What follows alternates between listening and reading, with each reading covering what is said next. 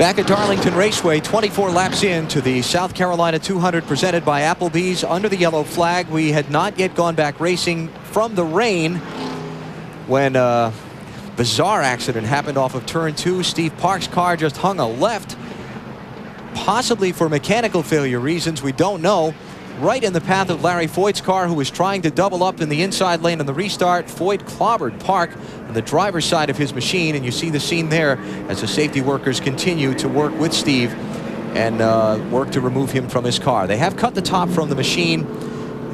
You know, obviously this is a serious situation, but at the same time, that's not an unusual thing in an accident where they want to put the driver on the backboard and stabilize his head and neck for possible to keep from possibly injuring him further, trying to remove him from the car. So, well, by cutting the roof off the car, they can lift the driver straight out of the automobile. Don't have to try to squeeze him through some driver's door or whatever. So if there's any, if there's any kind of unknown injury or whatever, they will cut the roof off in a heartbeat to get that driver straight out.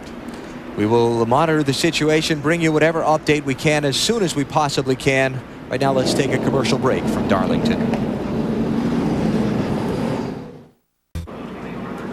It's the South Carolina 200 presented by Applebee's for the NASCAR Busch Series from Darlington, South Carolina. The scene remains unchanged from when we broke away.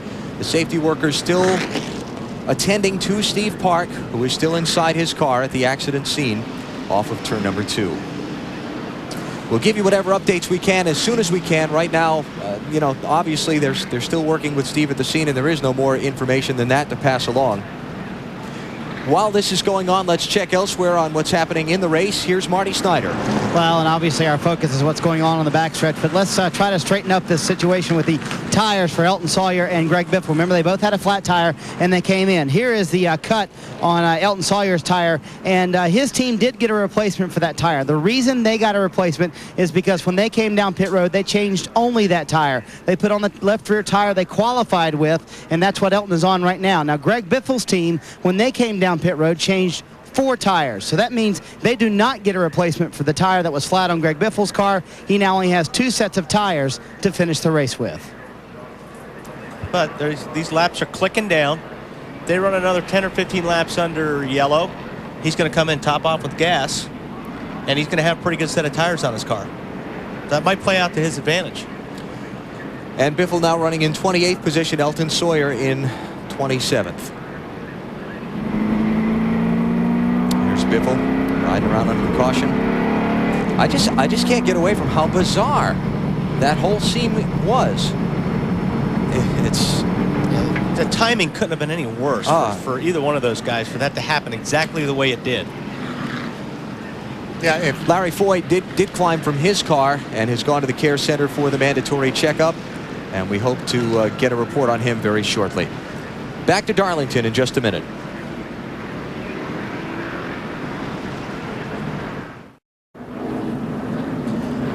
NASCAR on TNT at Darlington Raceway in South Carolina, where a very serious accident has slowed the South Carolina 200. Steve Park still being attended to by the rescue workers over in turn number 2. He is still inside his car.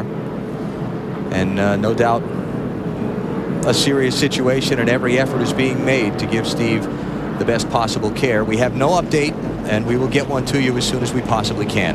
And one reason I think that NASCAR puts up the blue tarps is just so that, you know, there's a lot of cameras around the racetrack.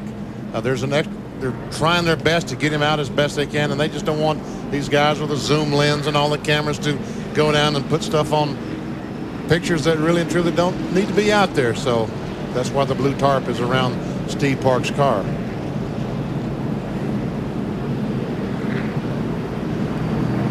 But you're right, it was the most bizarre wreck that I've seen in a long, long time.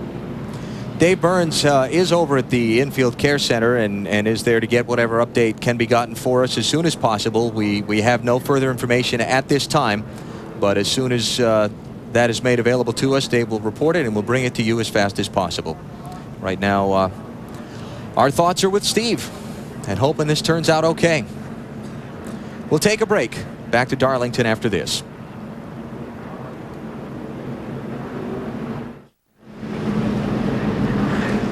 Steve Park has been removed from his car and is being taken to the helicopter for the trip to the local medical center. And that is the latest update here at Darlington. Just a bizarre, terrible crash off of turn number 2 under the caution flag of all things, while we were getting set to go back racing in the South Carolina 200. While we watch what's happening with Steve, let's get an update on the other driver involved in the crash. It was Larry Foyt, and Liz has that for us. Liz? And Alan, I'm out in front of the infield care center where Larry is still inside. NASCAR has said that he is okay. He's feeling a little woozy right now.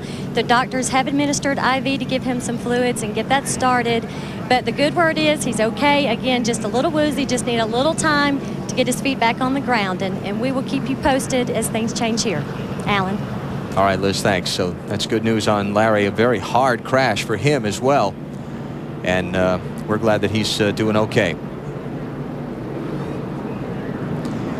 So Steve Park out of his car and headed to the helicopter for a trip to the local hospital, and we'll continue to monitor and give you whatever updates we can as quickly as possible.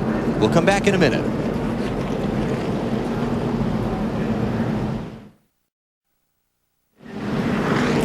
Back at Darlington Raceway, under caution still after the red flag for rain, and then the just bizarre accident off of turn number 2 involving Steve Park and Larry Foyt.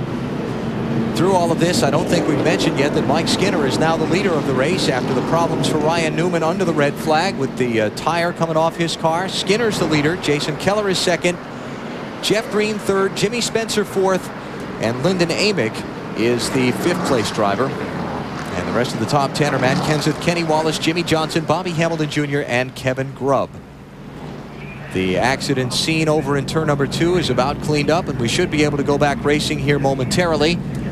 Steve Park is in the helicopter that is just lifting off from the racetrack grounds and is about to head out to the local hospital. And our thoughts and prayers are right now with Steve, and we'll hope for good news.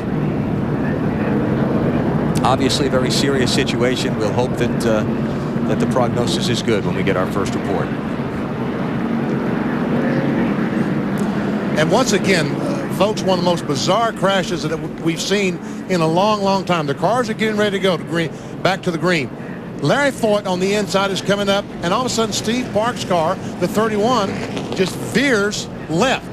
And Wally and I have talked about it. It looks like maybe that one of the axles broke on the car as he was hitting the accelerator and caused the car to veer. There, all of a sudden, the 31 car just turns left for some reason, and you see the purple car of Larry Foyt with nowhere to go. No reaction time. Nothing. Boy. Well, we'll keep after whatever information we can for you, and we'll keep our fingers crossed. In the meantime, let's get back to the race. Ryan Newman just was on pit road under this caution. Marty?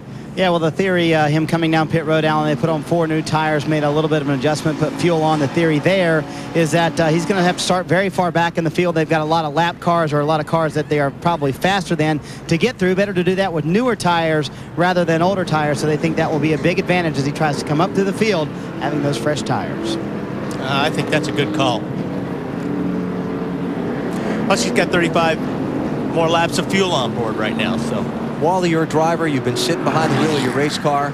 Both of you guys watching this go on. Obviously, you've been asking questions of your spotter and crew chief. How do you get your head back into racing here? How do you go right back at it? Well, the best way is to get that green flag flying, because obviously, you know, we're all competitors, and there's times that on the racetrack we hate each other's guts, but that's the last thing any of us want to see to one of our buddies and competitors out there is somebody getting hurt. So the best medicine for these drivers right now is to get that green flag flying and get back to racing. And the first lap or two, you probably will not run as aggressively as normal. But after about 2 laps, all of a sudden your focus becomes on passing that car in front of you, and you're back racing again. Going to be another couple of laps of caution, so we'll take a commercial break here. Expect the restart when we come back. You're watching NASCAR on TNT.